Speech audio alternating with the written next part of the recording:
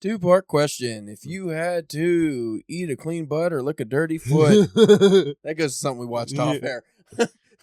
No, real question. We were just talking about it and you went on a little rant, so maybe this could be the topic of the day. Not the day, but the early day. Mm-hmm.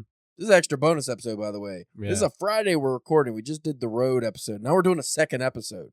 Trying to get ahead of the game for once. Well, that's what I was thinking. We'll get into the age where what we do on a Friday night is like double record podcasts. That's what we do. It's 6 o'clock. Rare 6 o'clock recording. And this episode is not going to be up to date on current events. So any publishing news comes out will not be up to date because this episode will be released far after, assuming get any good news. Yeah, hopefully probably good news. Hopefully, probably not. It's been months. Why would I get them? But anyway. If the government gave you money, Spencer, every month to live and you didn't have to work anymore because you can't, because AI took all our jobs, so we get a universal basic income, assuming they do the right thing and pay us enough to live and also lower prices so everything kind of balances. Assuming the government's not incompetent, which it completely is, and this would never work. But if we got some kind of government together that could manage this and everyone who would be out of a job because AI has taken over every industry that isn't a specialized industry. So, even brain surgeons and stuff are losing their jobs to AI and robots and stuff. But let's say, like, the few jobs out there, lawyer or something that AI can't do, you can still work those jobs. But for guys like us, we're replaced. It's just happened. We're replaced, can't work, but the government doesn't want us to not, consume. So we still have to have money. And how do you do that? They give it to us. Yeah. Probably through our taxes. So we just pay them to pay it. Yeah. It's a shit cycle. But anyway, assuming everything just works out the way it's supposed to and you get this money, what are you doing? And I think it was like Finland or Norway or somebody. They recently did a thing where they just gave like random artists and stuff. Maybe not even artists. There might have been people, like a select group of people. It was like 1,000 or something. People like a certain amount of money a month just to do it. Here's this money, and then do what you want. And it turned out most of them end up doing like art and stuff. So if you didn't have to work a menial job anymore and you got enough to live like pay wise, let's say your life is pretty much the same. You just don't have to work anymore. So you're not living great, but you're living okay. You're alive. You can feed yourself, do your laundry, all that shit. What are you doing? Because like the right wing people are like, nobody's gonna want to like do anything. They won't have purpose. They're just gonna lay around and do drugs. Okay, maybe some people. What are you, Spencer, doing besides laying around doing drugs? More drugs. All of them. New drugs. Making them up. Making drugs. No, I would like to think. I mean, I would do my fair share of laying around on being lazy on the old couch. But how long can you do that before? Like, I would give it like maybe 3 months. Like, if you're a really burnout lazy guy, not even saying lazy is a negative, but it's like you're so burnt out from a life of working yourself to the bone. Right. You 6 years, even a year. Yeah. You just don't do fuck all. You just fucking sit there, watch all the Netflix. You catch up on everything you've ever wanted to read and watch and all that shit. But now you're on the other side of it. Right, yeah. Now you're like, okay, I got to do some shit. Right. What are you doing? I would like to think that it would be something either in the, writing. I would probably, since I'd have more extra time, would try to pick up the... And energy, most likely. Yeah, not the death spirit crushing of life. I would also probably try to pick up the old pencil for like the art again, because and then different types of art too. Yeah. Not even just drawing. You could try ceramics. You could do anything. Yeah. What I like about that too is like doing something, and now granted it depends on how much you get and how much you have left over, but like then you say you get universal whatever, and then you can still work some hours or whatever and have an extra money to like actually be like, oh, like if I finish this book or this comic or this piece of art or whatever, I would actually have the means to do something with it. Because like I don't know about you, because it's like sometimes like I have this story or something, and then but like one like you ever have a block of like, well, like I don't feel like doing it because like it's bigger than a short story or a novella or whatever. It's like there's nothing I can do with it. Yeah. So why even fucking write it? Like, you know what I mean? I don't know if you've ever came across something like that. Like, I think oftentimes as writers and creators, we feel that our time is so limited and our energy, at least for me specifically, is so limited where I could feel I can be creative because of work and stuff, life, that when something like that comes along, like you said, you're just like, I can't do that's too long of a story. I won't pursue it. But I think what like the UBI would afford us if we didn't have to work anymore would be to feel guilt-free about being able to pursue an idea or a project that ends up just failing. Like, so, this is turning out to be a novel, and then maybe you get halfway through or near the end, you're like, it's just not going to, peters out. It's just one of those things that's not going to work, but you don't feel like you just wasted 3 months on a project, and now you're not going to ever get that time back, and you can't do anything, and now it's like, oh, fuck, another year of my life is going to drain away, and I haven't accomplished what I wanted to accomplish, because it wouldn't really matter, because you're like, oh, just do the next thing. Well, that's a good point, but I guess what I was more meant to try to mean was that hopefully you would have enough money left over from the universal income to be like, oh, I can write this book. I could self-publish it myself. Yeah, you put it out yourself. And stuff like that. That's more what I meant of like, oh, like, why write this book that I'm not going to be able to get picked up any place and stuff like that. But like, you won't be able to afford an editor and art and, actually put it together right. But now hopefully you'd be able to also afford those things as well. And then so it's like, oh, well, like if I do finish this, there's something I can do with it other than be like, oh, I finished writing the story that I really like, but it just sits in my laptop forever. Now, obviously, if they implemented UBI and our government was in control of it, it would be this shitty thing where we literally are budgeted to the point that we have just enough money, probably less, to do what we need to do to survive. And then we'll all end up in some kind of weird government housing and eating blocks of cheese. You'd be getting rations. So you wouldn't have any extra money to print your own book or, buy canvases for art. But again, the utopia, the scenario that we're in, because we're in the Nordic countries and they do things right. So in that scenario, we're over there and they implement the UBI. We're able to pursue all these things. So I think writing would still be foremost for me. Obviously, reading and writing. And then this isn't even talking about like life things like, oh, I'm just going to travel more and actually enjoy life and breathing and having the relief of not having to wake up and your soul is ripped apart by the capital society that we live in. But like, I would also pursue a lot of things that I know I'd be bad at, like music. Yeah, like I want to learn how to play the flute. Can I? I know I'm not going to be able to be good at it, but I would like to just do it. Or like a lot of things like woodworking or sculpting, wood carving, anything like that, where it's like that's not something I'm inherently good at. But through consistency, I'd be able to get good at. But those things cost a lot of money. Like, not a lot of money, but enough money and, main thing, time.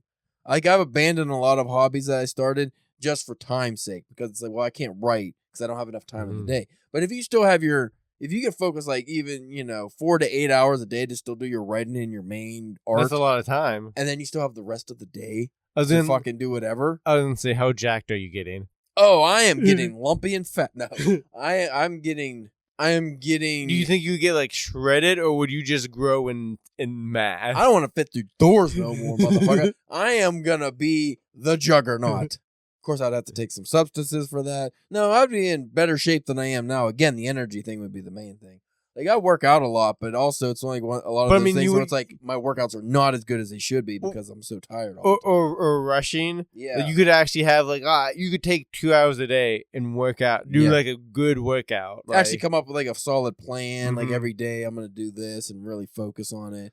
And do like the things that like the real gym people do that are kind of obsessive. Yeah. But you wouldn't have to be like obsessive. Like, you wouldn't have to go through your nutrition and all your shit so deliberately because of, I work in an office or I work here, I work there. So I have to time things and I have to eat at this time and I have to eat this and I have to work out at this time. Like, you can just be like more free.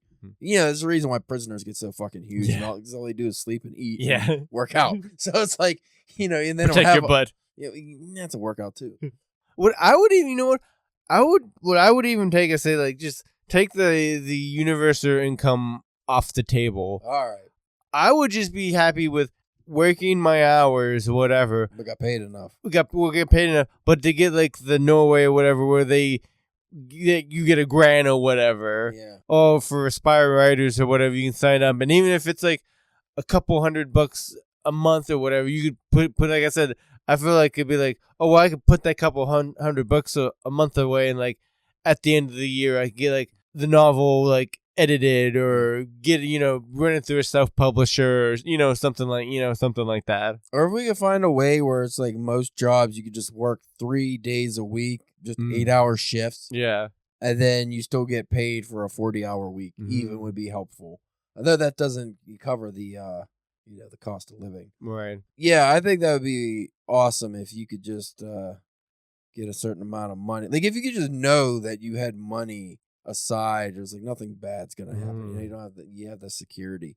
I think also that like the UBI or just like not having to focus on work so much, so many marriages would be better. Oh yeah, I guarantee you, most people who had failed marriages or their marriage started going down, most likely was some kind of money involved, either a money imbalance or not making enough money and you're struggling. Or not having the time to be together. Yeah, like you work too much, you have a lot of money, but you work one or both work too much. Like there's always these fucking things that deal with making money that just ruin families. But then there also will be some marriages that get ruined because they spend more time with each other. Which means they probably shouldn't have been together in the first place. Fair. Which there's also nothing wrong with that because sometimes, you meet people under circumstances.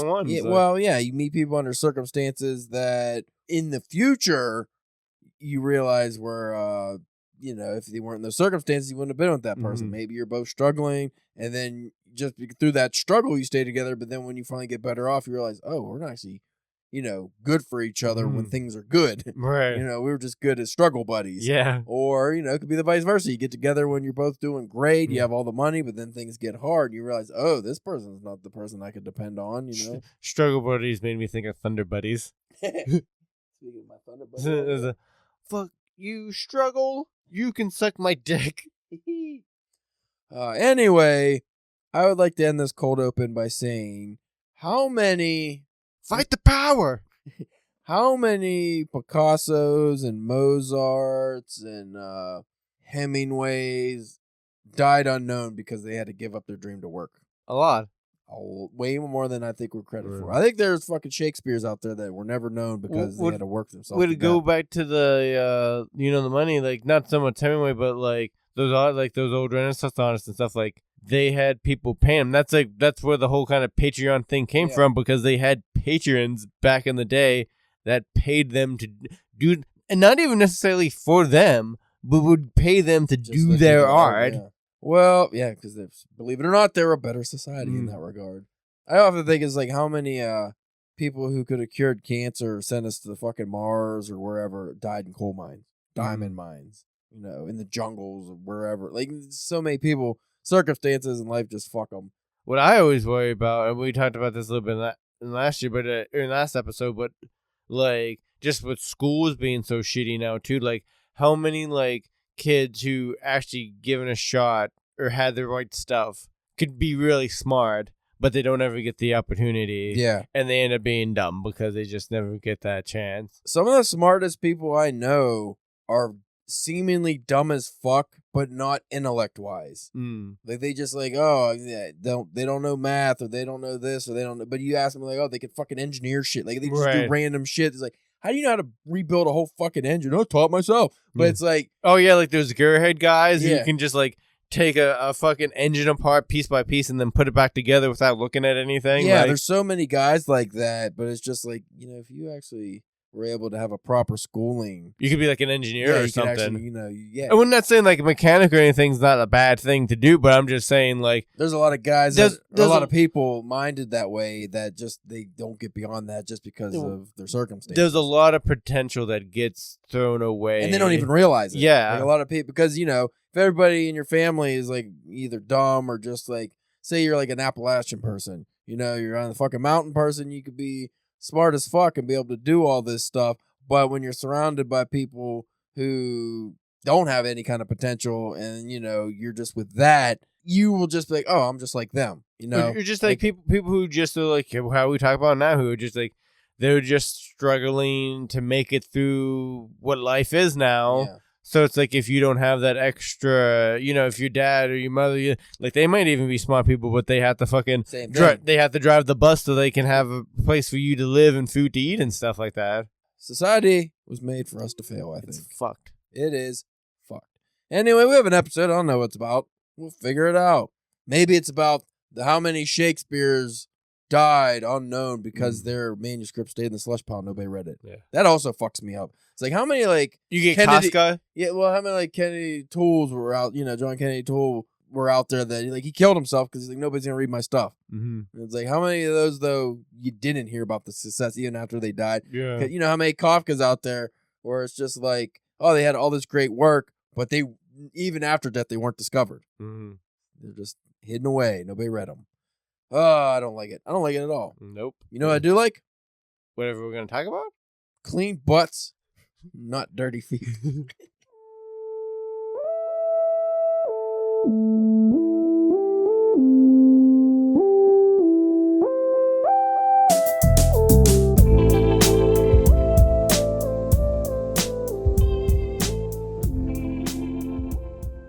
You are listening to the Drunken Pen Writing Podcast. I had to redo the intro because somebody's fucking phone went off, and now episode is tanked.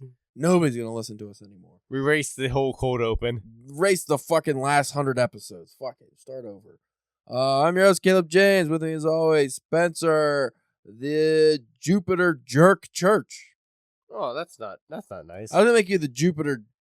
Actually, your name was the Jupiter Jerky Jacker Church. Oh. But after that fucking abysmal showing you just gave me, I made you the jerk. I was going to say, I thought you were going to go with the Jupiter Jerker. No, you're just a jerk. Because you turned your phone on. You turned it on and it made noise and it bothered me. I didn't like it. Why did I say Jupiter? Because we're talking hard sci-fi. Ooh. The adaptation of Andy Weir's acclaimed hard science fiction novel Project Hail Mary has become a critical and commercial success. I've been seeing a bunch of shirts you can order that say "Amaze, amaze, amaze." Yeah, I've been seeing a lot of Rocky shirts and stuff. Yeah. Not to get into this article, 'cause I don't even know what the fuck this is. It's on CBR. Okay. I'm not a big fan of CBR. Are you? No, they falling off hard. Yeah. Something about Spider-Man. You don't care about Spider-Man. Oh, so the topic of this is Universal's hard sci-fi adaptation is the next logical step after Project Hail Mary. So what's the next logical step? What sci-fi property you think they're going to make into a big budget movie and or show series? No. You won't guess because I do know what this is actually. The Bobbyverse is a space opera series for serious sci-fi nerds. It has a picture of We Are Legion by Dennis E. Taylor. Yeah, I've heard of that. We Are Legion, We Are Bob is a hard sci-fi novel rivaling Andy Weir's Project Hail Mary. Is it? Is it better? I know it's a like you said, it's a series, so it's the first installment of Dennis E. Taylor's Bobbyverse series. Following software developer and sci-fi fan Bob Johansson, Bob signs up to have his brain cryogenically preserved after his death, but doesn't expect it to need their services so soon. Waking up a century later as a corpsicle, I like that, with no rights, Bob is uploaded into a deep space probe sent out to explore the universe. Blah, blah, blah. Star Wars is mentioned. Star Trek is maybe mentioned. Lord Miller Productions. So Bobbyverse. You want to see that? Maybe. I mean, I've heard that book been talked about. I've been interested about it, but like I think it's like a bigger series. Well, let's get more in our wheelhouse. What is a movie adaptation from a sci-fi? We'll even spread it later, but for right now, just sci-fi. What's a movie adaptation that, as far as you know, hasn't been done you would like to see? I think Sirens of Titan could be cooler as a movie than a book. Yeah, that could be interesting. Because you could, and again, talking about this, I'm just assuming these haven't been made into movies. You know, some could have came out in the 70s or 80s. I don't know about, you know. But as far as I know, I don't remember Sirens of Titan. Not that I recall. But I think that would be cool. Obviously, there's fucking like 3 Dune movies now. Yeah. Another 100. They look cool, but I don't fucking care. And they're all still just like the first book, right? Yeah, it's a really thick book. That might have been like one of the first real fucking dense books I've tackled. Oh, you think back in the day? Yeah, because what else did I read before Dune that was real big? I don't know. But not just big, like dense. Like a lot of stuff going on. Yeah, I don't know. What other sci-fi properties you think would make? Well, you mentioned Artemis. Yeah. Before, like I would be you said like a series. I just think with all the characters and all the stuff going on, I think it'd be hard to fit it into 2.5 hours. But if we're going on the Andy Weir train, why the fuck not? I mean, yeah. See, it's hard for me because I don't read a lot of sci-fi, and the sci-fi I have read is already movies. Right? Yeah. Like I said, it was already a movie. But what about? Would you like to see them take another crack at Guardian of the not Guardian, but the Guides to the Hitchhiker's Guide to the Galaxy. I think that would be a show because there's so many books. That would make sense. And also, it was a radio show, so why wouldn't you just make it a show? Yeah. You know, I don't know why people hated the movie. I loved the movie. Mos Def, like I thought it was a really good movie. I mean, I thought it was fun. I read the books. I liked the books. I remember it's been forever since I watched it, but not I knew that it was books, but I still haven't read any. Like I'm a big Sam Rockwell fan. I thought it was fun. But I thought it, from what I can remember, I think that's one of those properties where it's just like the fucking nerds that like it so much are just too hard. It has such a hard. You're not gonna have a perfect adaptation for those people. Like, it just doesn't. It's not gonna exist. But for me, I thought it was fun. For what it was, I was like, I wanted like more. Mm-hmm. I wanted a part 2, a part 3. You know, I wanted to keep going. What else, Spencer? I was trying to think, maybe like 1Q84. You haven't read it yet, so I can't go into detail. But you know, even though it's like magical realism stuff, like it has it has a little bit of everything. It's more sci-fi because it deals with like parallel universe. Okay. You know, like I told you before, like the lady steps off the highway. And when she gets off the highway, she enters like another version of Earth. Right, yeah. Went through like a soft pocket or something. Yeah, so it's like a lot of stuff like that. I'm like, I would love to see that. Mm-hmm. I think that'd be fucking cool. That would probably definitely have to be a series or a three movies because it's big. I don't know if you can get a whole movie out of it, but you could probably get a nice little short, but do The Jaunt. I always thought The Jaunt, like the fact that it was never made into like a movie, because like Stephen King's, weirdly enough, his shortest works, like 10, 20-page stories, seem to do really well as like 1408 because I think what he does very well are his ideas. So like 1408 is just the idea of this room that's essentially like hell or something, or just an evil room. And that was like a couple page story. It wasn't very long, but he gives you just enough. Like, so if you get a good director, they get to make it their work, and they just like use that idea. Another one was like that. The fuck was the name of that movie with the dude from the Thomas Jane? Like a date, maybe like 19, like it was like 20 something. I think that, or In the Long Grass was probably another example. It's like that. Granted, that was a little bit of a longer story, but yeah, The Jaunt, I think that would be a fucking perfect movie because you could really fill it out. Just use the idea of The Jaunt, you know, as your basis and keep the ending, obviously. Yeah, but fucking just extend it, make it a full movie. I think that'd be a great idea. You could fucking go in and see, because go in and see whatever the fucking the person sees. Yeah. During the see or not see. See, because like it was just like endless nothing. Is that what it was? Like when you go into The Jaunt, it like the thing was that kills you is like time. Yeah. But it's essentially, I think it was described as just like white. Or maybe like you don't see, like there's nothing there, but it lasts trillions of years. It's just like an eternity. Because remember, like at the end, the kid's like, "It's longer than you think, Dad." Like, it goes crazy. Yeah, because he woke up during it. Yeah. Or no, he when they were trying to put him out, he like did something so he wouldn't actually be like he was he wasn't drugged. I think he had to be drugged to go into it, and he did not get drugged. You should reread that one. Yeah, it's been too long. I can tell. Yeah, it's been a while since I read it. Yeah, I read that like last year, so it's a little fresher for me. Would you consider revival sci-fi? Frankenstein sci-fi, yes. I would love to see revival as a book or a movie. Fucking hell yeah! It's got carnies. It's got fucking big ants. And like that's not a big book either. Like that's a smaller for a Stephen King book, you know. The end of that goes full Frankenstein. So yeah, I would say that count. I mean, not sci-fi, but at the end it's sci-fi-ish. Sci-fi, how Frankenstein sci-fi? Well, it's sci-fi because it's like you using electricity for things. Yeah, I'd like to see that as a sexy movie. Starring Mike Epps. Yeah.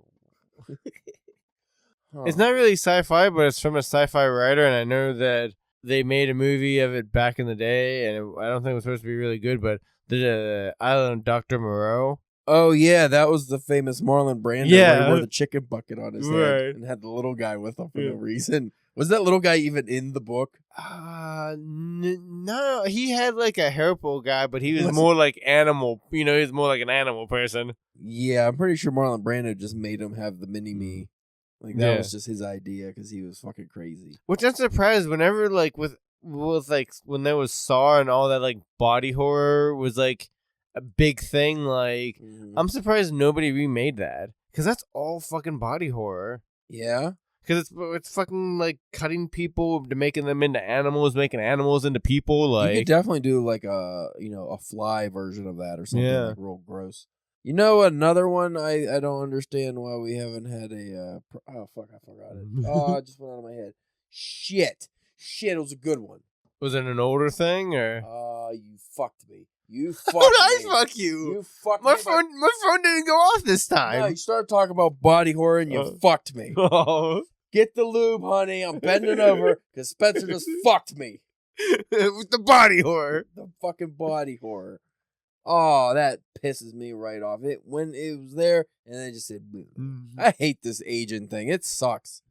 Fucking how's it? What is memory and how does it just not work sometimes? Like, how is it something that's literally there 1 second and the next gone forever?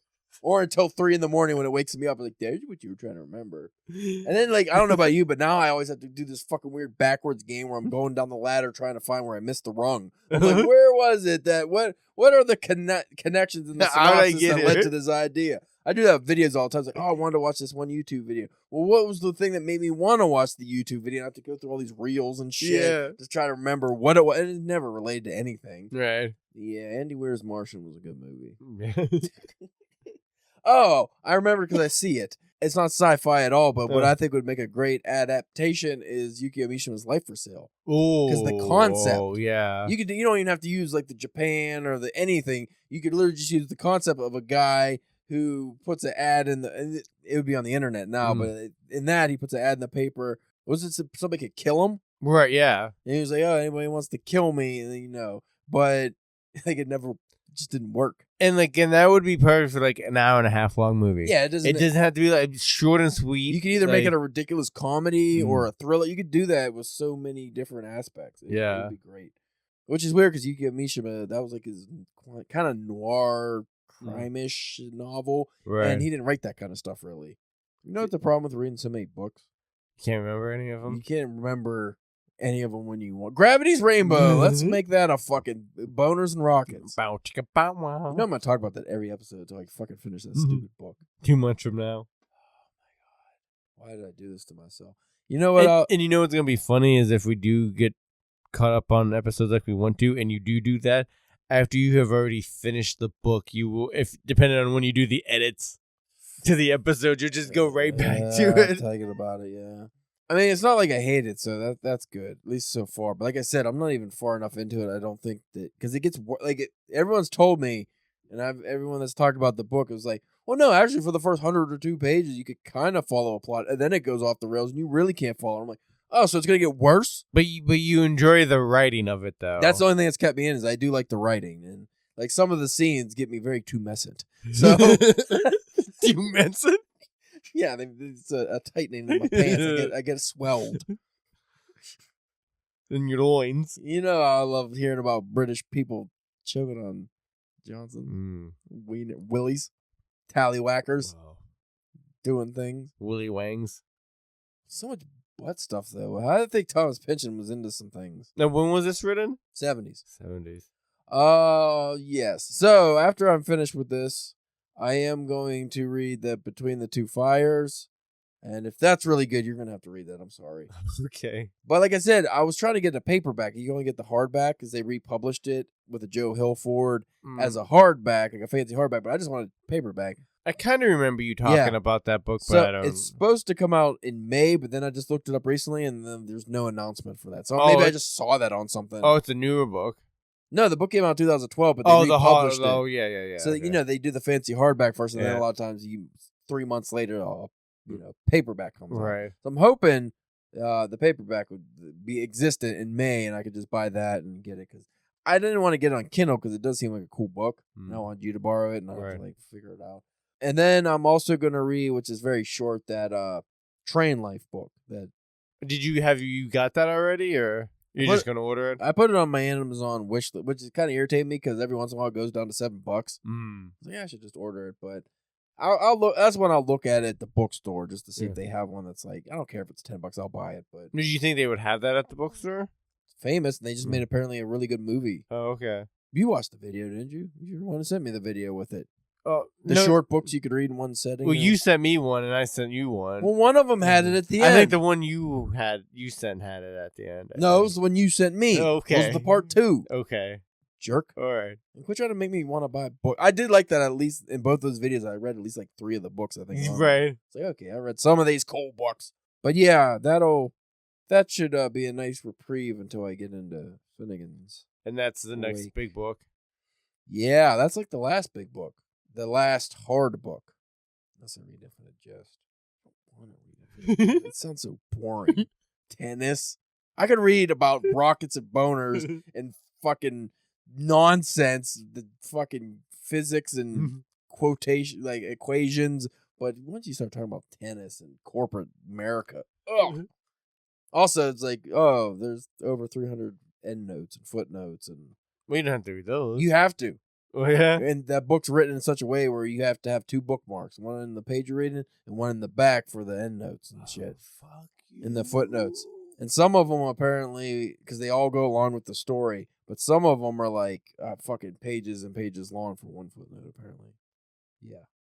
Fucking garbage. It's a good thing that because he like overdosed, right? I don't know. He died some fucking way. Because I would want to by his own hand. I'd want to smack the shit out of him if he was still around. Apparently that's what he did to his ladies. Well, guy who wore a bandana all the time. You think he's smacking women? Fair. He's definitely smacking women. Fuck that guy writing that dumbass book. Again, great name. Infinite Jest sounds like that should be the most awesome divine comedy type of book about hell and stuff, not corporate America. Or like a good sci-fi book. Anything other than fucking tennis. And you know what? Just for the people who are uninitiated and will never read this book, I'll read the synopsis and we'll end the episode on that. Infinite Assholes. David Foster Wallace's 1996 novel, Infinite Jest, is a non-linear, encyclopedic story set in a new future North America. It follows 3 main storylines that gradually converge: the struggles of the Incandenza family, a halfway house for recovering addicts, and a Quebecois terroristic group. Story begins with how Incandenza, a student of the Innsfield Tennis Academy, founded by his parents, experienced a breakdown during a college interview. This is like a book for Bryce. I think he'd like that book. I feel like that's... And it's like super long, right? Yeah, it's fucking girthy. And the cover's hideous. Let me look at the cover, because I remember... Isn't it just like words coming from like the bottom like right-hand corner to the top left-hand corner? A sparse cloud. It's like they didn't even try with these covers. He's like, I want some clouds in a blue sky with ugly words. That's what the book's supposed to look like when you read it, by the way. See all those stickies? Yeah. Yeah, I think fuck you, David Foster Wallace. So anyway, that would be... the only one left after... I mean, out of the ones that I think would be a struggle to get through. No, wait, you said Ulysses is next? I already read Ulysses. More nonsensical. And it's the words that don't make any sense and all. I can't. Finnegan's Wake. And now you've read some of his stuff though before, right? I read everything up to Finnegan's Wake. It's the last book. But it's not as crazy as Finnegan's Wake is, right? Ulysses? Yeah. It's one of the hardest books ever written. But like, is it hard because of like it's dense or whatever, or is it hard because it has nonsense words and everything that could make a book hard? It's hard because of it.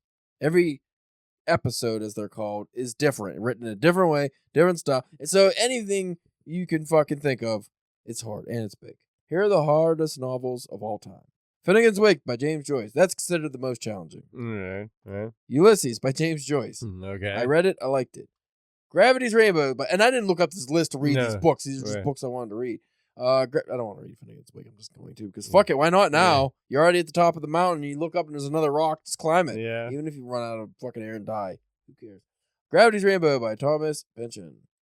Features fragmented, dense prose and a chaotic narrative. Really? You don't say. David Foster Wallace.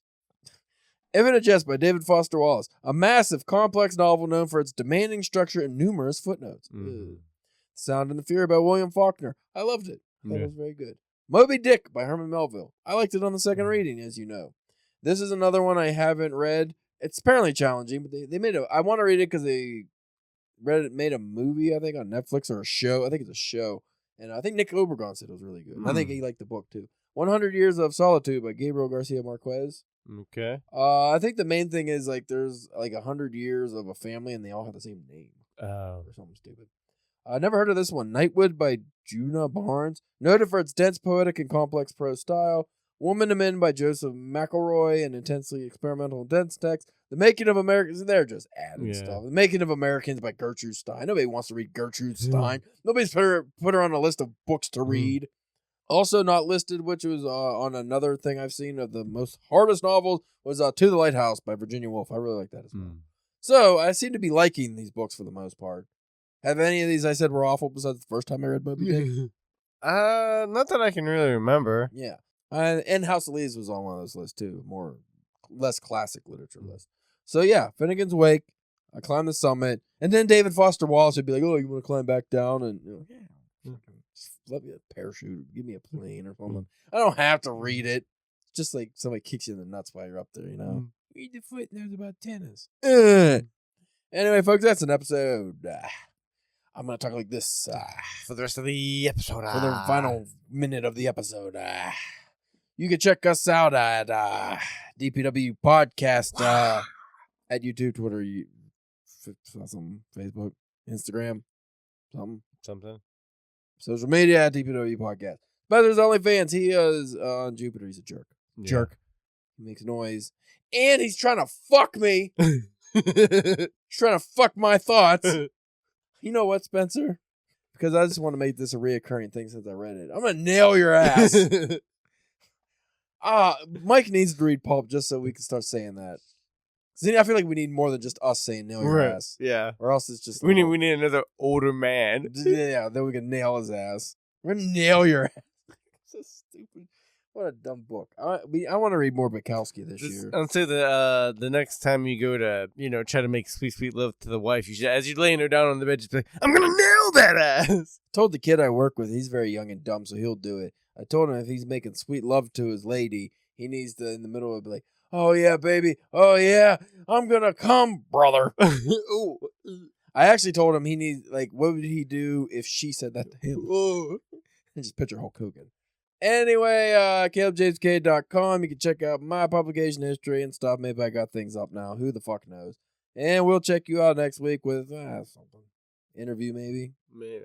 People want to come on. Yeah. All I got to do is say, okay, and invite them. Yeah, well. But I don't. I don't want to. Lots of people want to come on the DPW podcast, but lots of people get outright ignored. I think we should maybe start, charging people. I think they'd be sorely disappointed with how their money's used. But then that would also probably stop the invites. I'm saying we are not taking guests anymore didn't stop them. So I would say, hey, you have to pay. Like, why do they read that part? They wouldn't read that part. They just keep sending me unsolicited fucking emails. Yeah. Anyway, folks, we'll take you out to lunch next week with our sultry, because I imagine we'll be back on normal. Fucking Friday nights. No, we can't do it every Friday night. I don't even like doing it on Friday. I'm tired. Yeah. But anyway, we'll check you out next week with some other episode.